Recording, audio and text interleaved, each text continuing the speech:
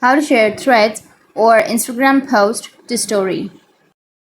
So if you want to share your threads or Instagram post to your story, then what you need to do is first let's open up the Instagram application.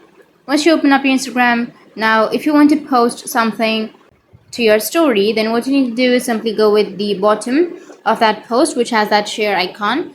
Tap on share and then tap on add to story, which is on the bottom right.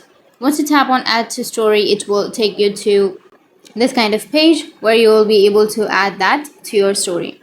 So this is for the Instagram. But if you want to do the same thing with threads, then you just need to simply open up your threads application. Make sure to log into your threads, and you can simply go with any one of the posts and tap on the share icon and tap on story, which is on the left side, bottom left. And once you tap on story, then it will be added or posted to your story.